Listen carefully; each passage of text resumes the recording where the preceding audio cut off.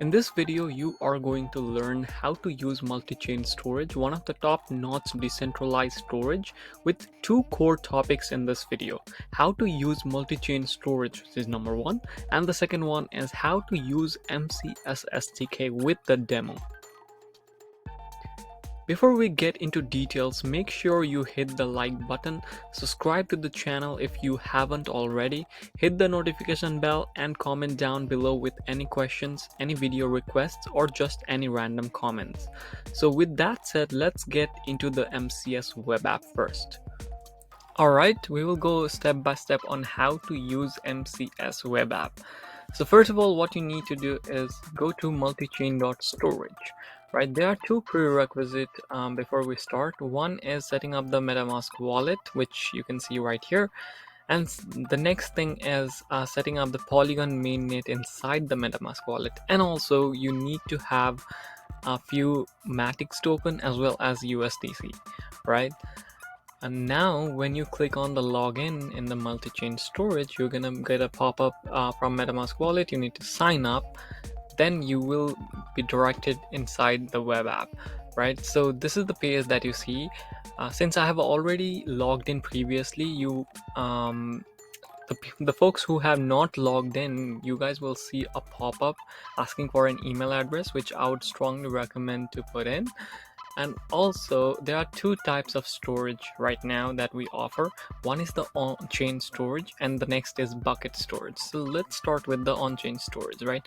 So this is the basic premises of what it looks like.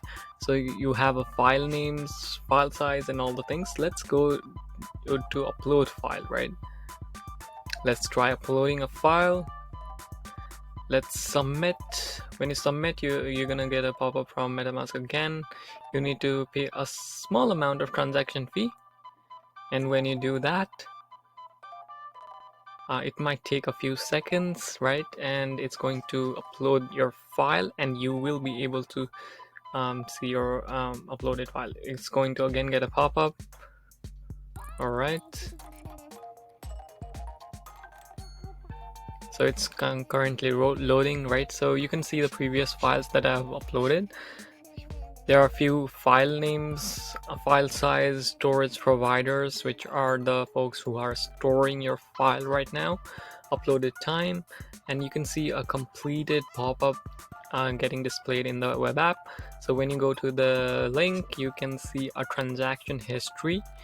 And when you go to the history page inside the Polygon scan, you will be able to see the timestamp when it was uploaded, right?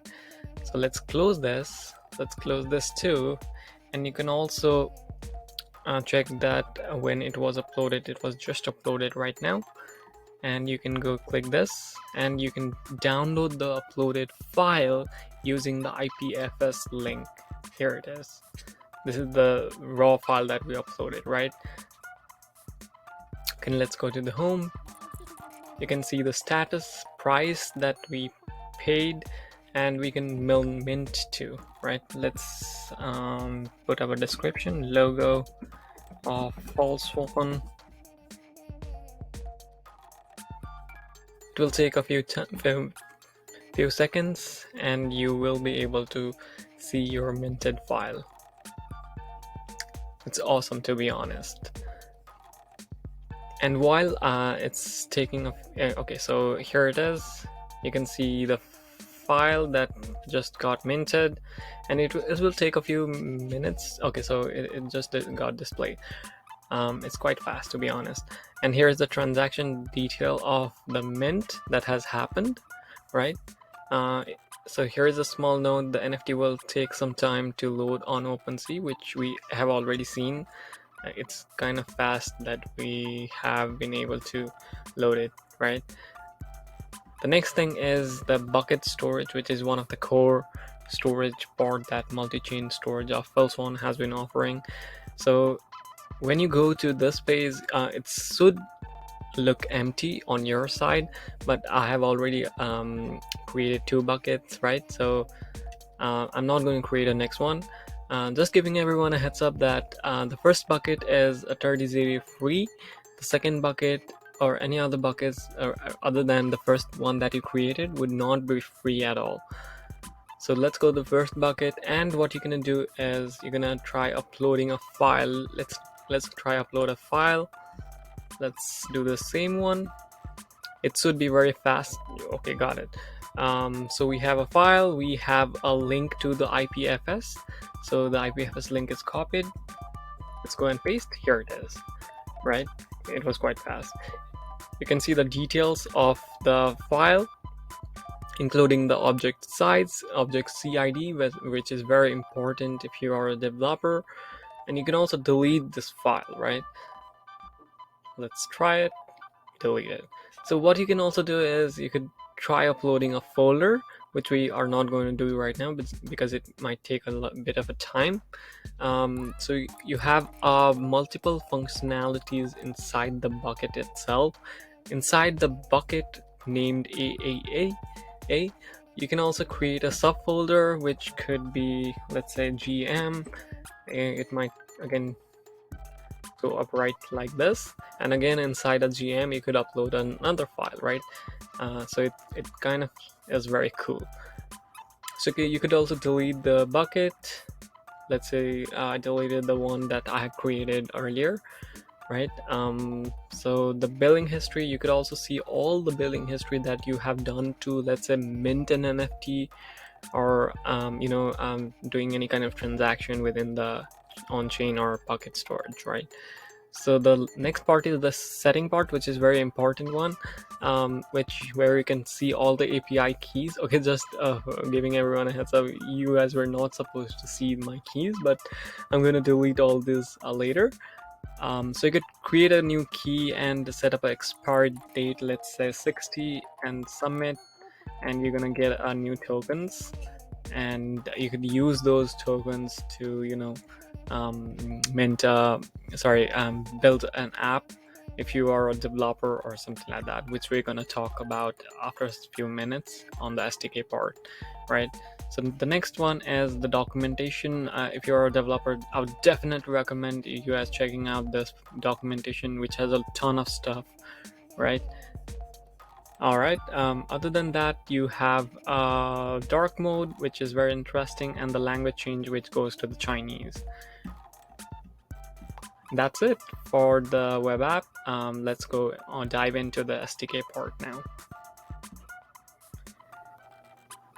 Now what we are going to do is use MCS SDK to upload files, create buckets, and all the things. First of all, what you need to do is go to GitHub FilSwan/JS MCS SDK. The link is in the description below. So what you need to do is you need to go around the README, and let's start with the installation process, and I'm also going to explain the prerequisite. What we could do is, first of all, open up a new folder in a VS Code. First of all, you need to also have a VS Code, right?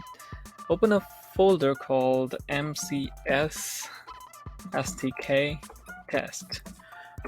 Now what you need to do is, and there are a few things that you need to do. First of all, you need to install Node.js, right? So Node.js, you need to go to the website, and you will have the current version listed out in the front end, and for Mac I have already installed. The next thing is the MetaMask wallet. So here is the link. You could also check out the documentation of how to do all those things, and also the Polygon mainnet endpoint, which needs to be installed in the MetaMask itself. So here is what I have done already.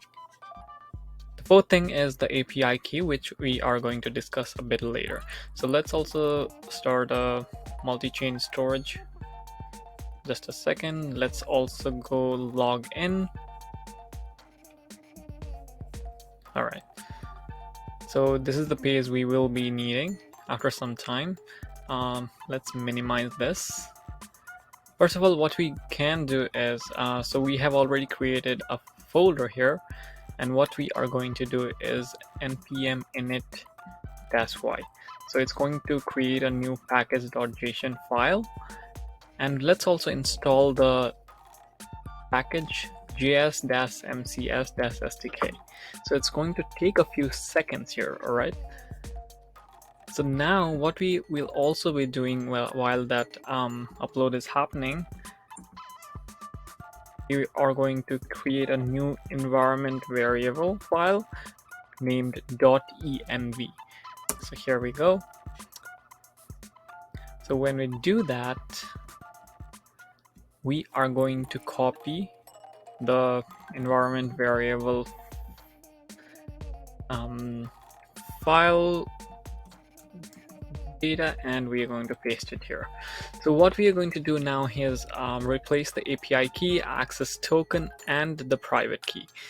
All right, so let's go to the account. Let's maximize it. So I have already created this one earlier. Let's create a new one. Let's say a 50 day of expiration day. Now let's copy this, paste it here.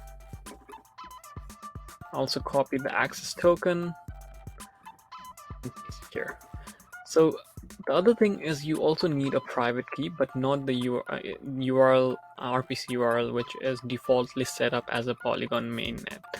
So for private key, what you need to do is go to the MetaMask wallet and go to the account details, and you click on export private key.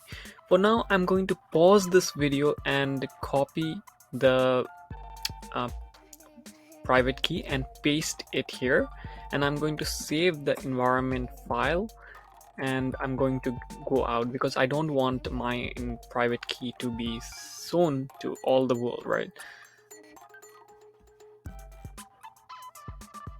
Alright, since that is done, make sure the node module folder, environment variable, and package.json file are all in the same folder under MCS SDK-test, right? So what we're gonna now do is go to the GitHub, and now what we are going to do is initiate all the SDK, right? So before we go, we could also check the documentation right here. Now for the JS, we can go to bucket and create a bucket, right? What we can do is copy this. First of all, we need a new folder, index dot, let's say create.js. We're gonna create a bucket, right? What we're gonna do is first of all, let's go to the account details. Let's zoom in on what we do have in bucket section. We have nothing in the bucket, right? So this is the account that is connected with my MetaMask wallet that I kind of have put up my private key in the environment variable file, right? So now what we can do is let's name our bucket, right? Canada, let's say Canada. And to run it, what you need to do is node index.js. Sorry, not index.js, create.js. Okay, so why it did not found is because our creator.js is not inside the folder. We need to always put up our files under the same folder where all our packages are installed, right?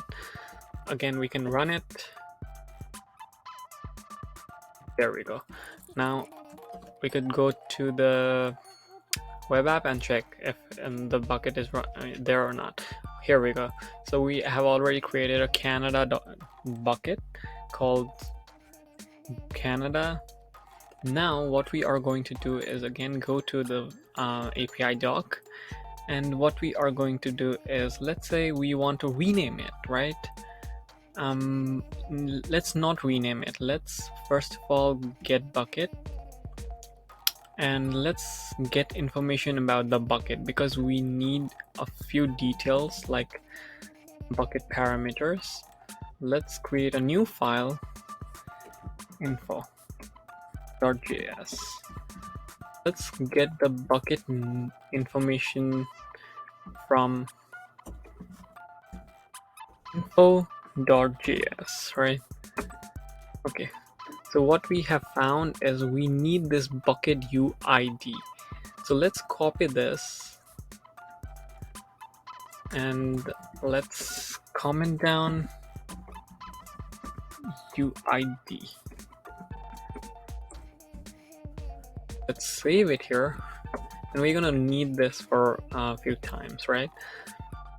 Now what we are gonna do is we're gonna rename our bucket, right? So when you go to the rename section, we're gonna copy this code. Let's create another file, rename.js, right? Paste the file. Now what we are gonna do is we need a bucket UID. So the one that we copied earlier, we're gonna copy it, paste it here, and we are going to give a new name. Let's say Canada Toronto.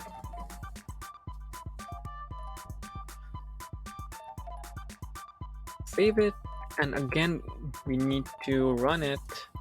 Let's say node rename.js.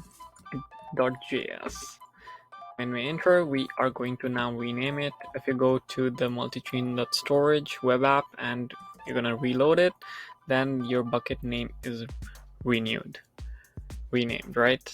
Now what we're gonna do is, let's say we want to upload a file right inside the bucket. What we're gonna do, copy this code. Let's create a new file, upload.js.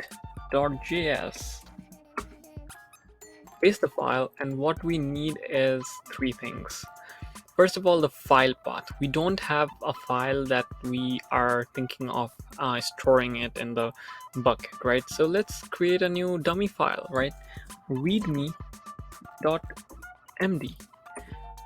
And inside the readme file, let's say we want to say hello Canada, right? Let's save it, close it. Now let's rename, put up the file path, readme.md. Let's put up the bucket ID, which we kind of saved right here, and folder prefix. If we have a subfolder, we're gonna need this, but for now let's avoid it, right? So let's verify it. Inside the Toronto Canada bucket, there is no folder, any file right now, right? So what we're gonna do is we're gonna run it now. Node space upload.js. When we run this code, what happened here is, okay, so the readme file needs to be again inside the MCS SDK dash test folder, right? So it's not inside, so it did not support it. You're gonna again run it. Boom. Now it's done, I guess. Let's check it from here. Okay, it's not done. Let's see where we went wrong. Alright, here we are with readme.md.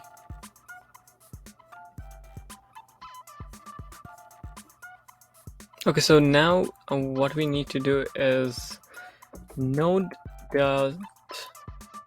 upload.js, and what we are going to do is we are going to upload the file called readme, right, inside the bucket called Canada Toronto, which has the UID of this number. Alright, so what we're gonna do is we're gonna refresh the front end in WebApp, and boom, here we are. The readme.md file is uploaded. If we're gonna click and we're gonna check the IPFS link, you are going to get directed to the file itself, which says Hello Canada. Woo, yeah. So now what we are going to do is finally we are going to, let's say, delete the bucket, right? Let's say delete a bucket. What we're gonna do is copy, and what we are going to do is create a file, delete.js.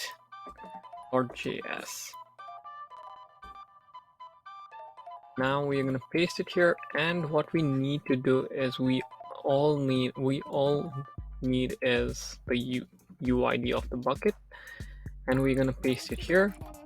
right? Before we run, let's go to the front end and check.